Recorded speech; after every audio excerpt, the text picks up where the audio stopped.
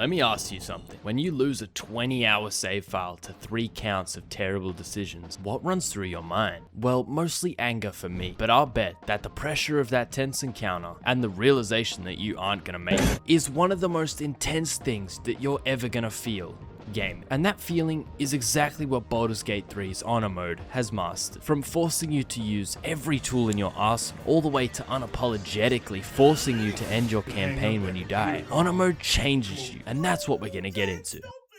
Throughout my over 100 hours of playing Baldur's Gate 3, there hasn't been a single time where I didn't carefully consider exactly what my options were, and how I was going to carefully navigate situations in order to achieve what I wanted to. However, Honor Mode takes that concept and cranks it up to 11. For example, I was balls deep into a tense moment trying to convince Shart to leave the Night Song alive so she could help me fight Kethri. But then, because I didn't double take the dialogue choices, I pretty much said, "It's okay, go kill her," and threw away a huge advantage. But I thought it'd be okay because you can actually skip the first Ketheric fight with a letter that I'd sold on accident in my raiding of Moonrise Towers. So as all hope faded, I went into the fight and fucking died. Needless to say, I was fuming, but that's exactly it. I was fuming, and that anger is something that you need to cherish. You see, in Honor Mode, you only get one chance to beat the whole game, and every decision is permanent, meaning that however unlikely, could just die to bad luck, which honestly sounds like bullshit for bullshit's sake, kinda like Cat Mario.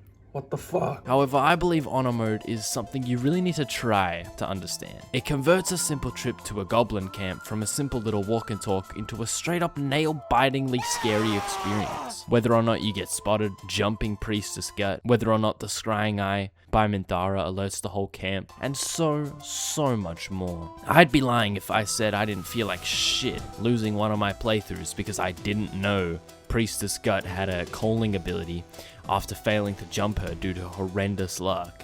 But you know what? I learned to never joke around and prepare backups upon backups in every serious encounter. And then my next playthrough made it even further.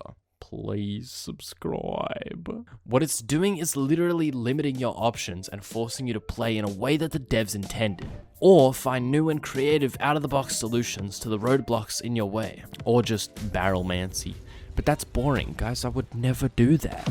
And this is something I literally just analyzed in my video about the energy cells of Deus Ex. Both systems limit your options through a resource restriction, whether it be lives or energy.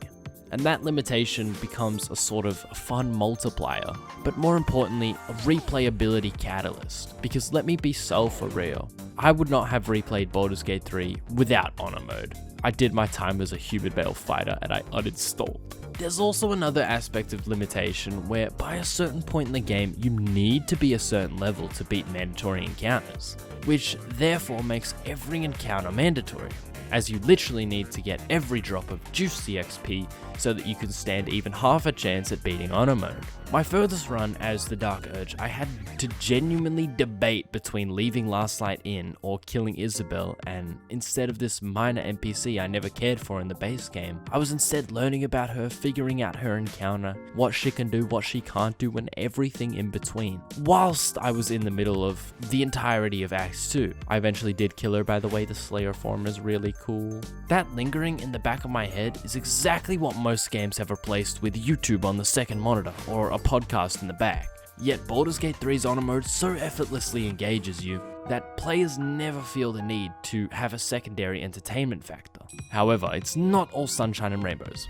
For example, there's a lot of times where Honor Mode makes me groan. Having to metagame with a monk or a paladin each time isn't super fun, and I could circumvent this by being special and trying 100 different methods, but losing over and over isn't super fun because of the next problem. The beginning is so goddamn slow. Genuinely, there's no point to the Nautiloid, so why not let us skip it? I hate unskippable tutorials.